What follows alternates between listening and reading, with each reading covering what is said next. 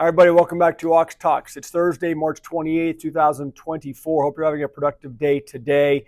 Thank you for watching the videos, subscribing to this channel, helping to grow this community. I believe we're providing important information. We are sharing thoughts among each other and learning from each other each and every day as this collapse continues to unfold. Please share the videos with many people as you can, far and wide, plaster on social media. Keep hitting that thumbs up button and the bell notification. It means a lot to me. Before I start today's discussions, I want to address a couple of prep topics that have been on my mind the last couple of days that I want to share with all of you. The first one being this.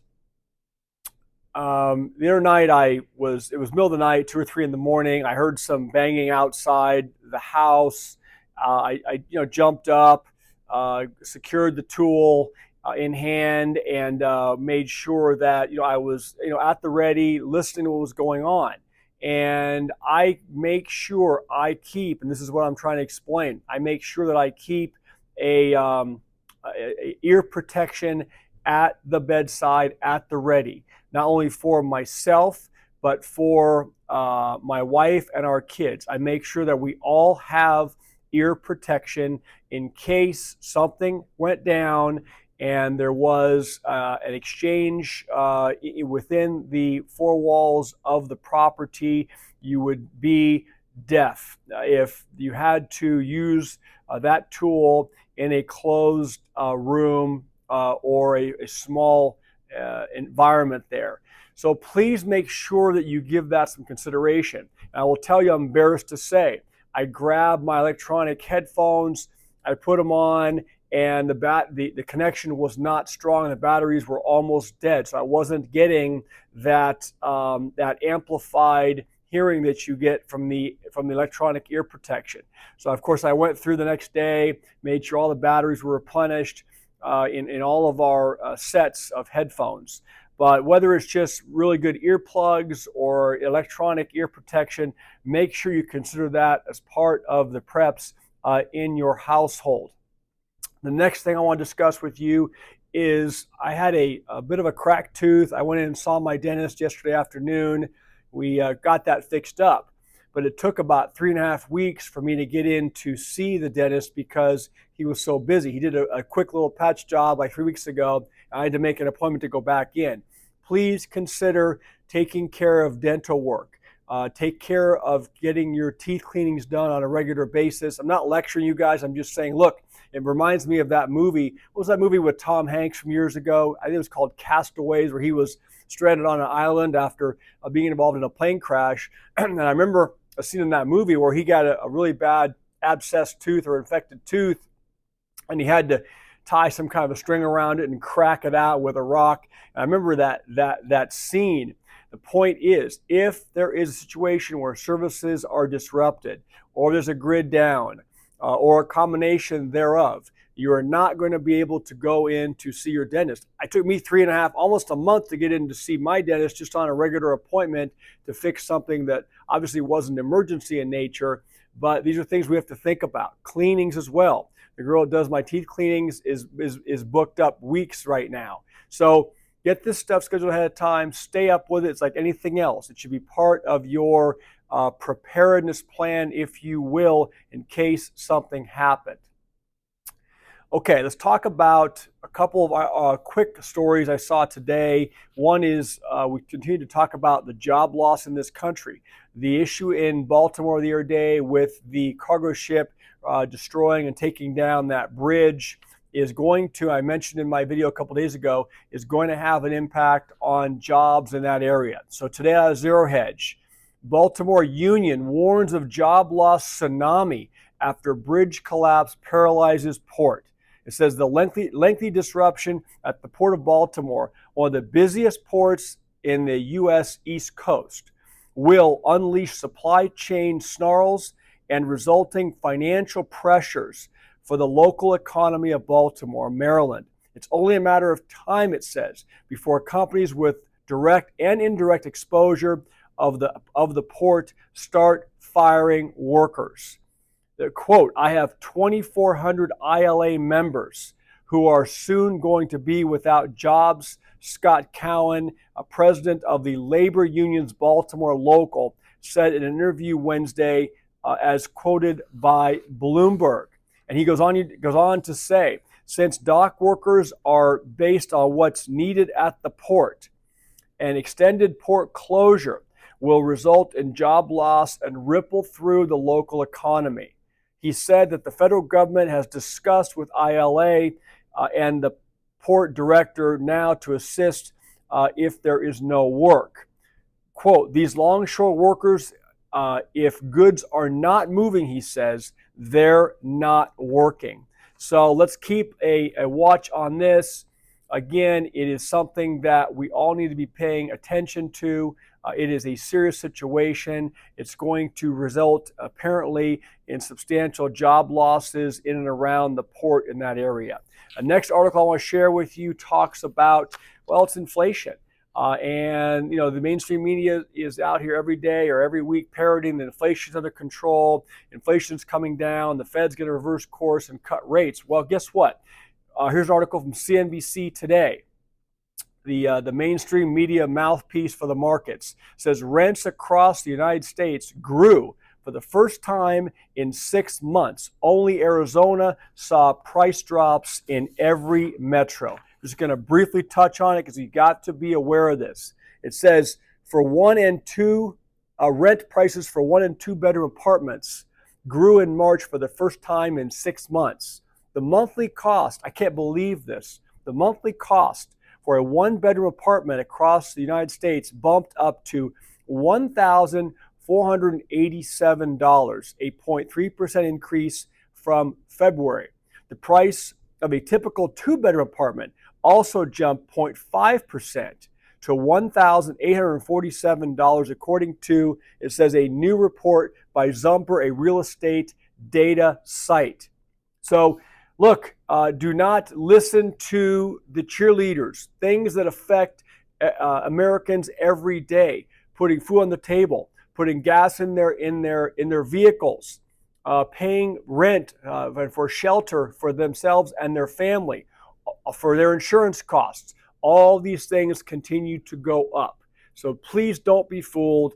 Please do everything you can to shore up your financial resources because this is not going to end. And should you find yourself in a situation like one of those port workers in Baltimore or any one of the other tens of thousands of people that are being laid off around this country every day, we discussed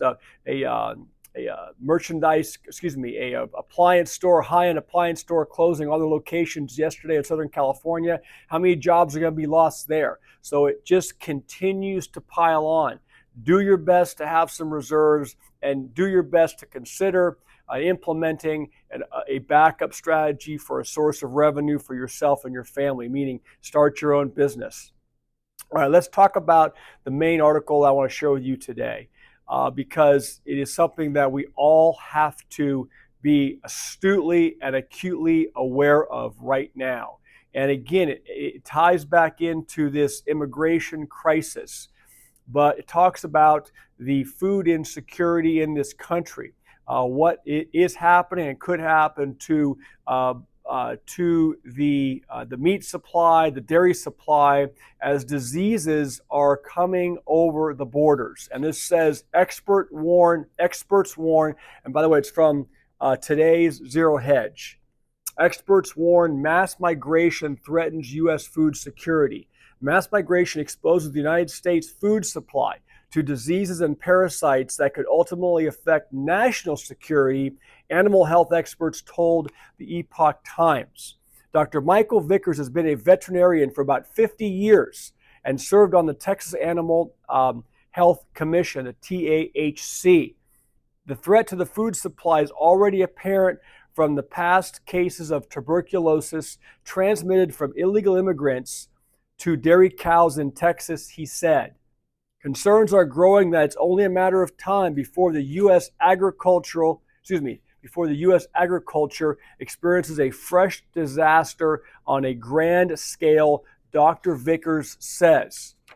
Says people are just Well, he says these people are just destroying our country. Our food supply is going to be a real critical issue. In recent years, thousands of Texas cattle have been slaughtered after being infected with drug-resistant TB, tuberculosis, through contact with illegal immigrants who end up working in dairies, Dr. Vickers also says. He recalled two separate instances in which dairy herds were infected with the human strains of TB in the Texas Panhandle. Certain strains of TB are, he says, zoonotic, meaning that they can be spread between humans and animals. One Texas herd of about 10,000 was affected in Castro County in 2015. Another 13,000 cattle were affected in Sherman County in 2019, according to TAHC records. Investigators found in those instances, it says, that human strains had originated outside of the United States. And we know that right now, millions of illegal immigrants are flooding across the borders right now into this country, unchecked for disease, unchecked for any of these kind of things that could contaminate and affect our food. What we have to subsist on in this country and to feed our families. It says, Dr. Vickers said that he learned that 12 illegal immigrants who were working with those dairy herds were infected with TB, the herds we just talked about. So that's what it was traced back to. For the first time, listen to this, for the first time in a quarter century, the New World, they call it screw worm resurgence is underway in Central America.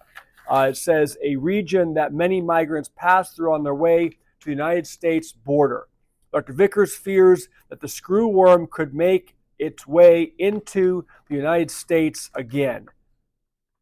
Also, a fever tick outbreak has already driven some ranchers out of business, and any new disease or parasite outbreak could push more ranchers to the financial brink and endanger food security. Texas counties bordering Mexico are already under a fever tick quarantine to stop them from spreading to livestock and to deer in the state. Fever ticks can carry a parasite, it says, that causes, I think it's pronounced babesiosis, a malaria-like disease that can decimate a herd. Costa Rica's Animal Health Authority, SENASA, S-E-N-A-S-A, reported the case this is screwworm emergency, reported a case in Cordilleras region of western Costa Rica near the Panamanian border crossing of Paseo, says Canoas. The USD stated that despite a weekly arrow release of nearly 15 million sterile flies, Costa Rica hasn't been able to halt the pest's progress, placing not just Costa Rican dairy and beef cattle at increasing risk, but also endangering wild animals, domestic pets, and humans. And that is here in Texas counties now. So we need to be, again, astutely aware of what is happening and the broad array of impacts that the immigration crisis is having on our country.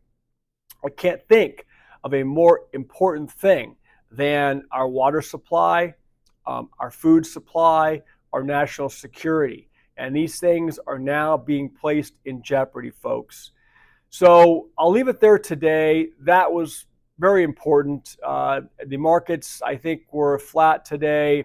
I saw that gold and silver, especially gold, it's well over $2,200 right now, I believe. So keep a watch on that. I saw the U.S. dollar was up a little bit. A 10-year bond was down, but I just didn't see a lot happening. The markets continue to inflate. With that being said, I'll be leaving here in a few minutes to get my workout today. I hope all of you will do the same thing. Get your steps in today. Do some cardio. Get out of the desk chair, off the couch, out of the car. If you drive for a living, hopefully you're able to pull over and get some walking in. If you're hauling goods across this country, whatever you can do to keep some activity going. Strength training, yes, very important. Push-ups, sit-ups, Um, and the diet. The diet needs to be as clean as you possibly can make it. The choices of food that we make, regarding food that we make, are more important actually than the diet. I talk about it every day. I know I'm sounding like a broken record. I'm going to continue to harp on this point. So hopefully somebody, maybe even just a few of you, will take it seriously, like I have been for many, many years now, and make some positive changes in your life so we can become healthier. Hope all of you have a great afternoon, and I'll see you back here tomorrow. Bye.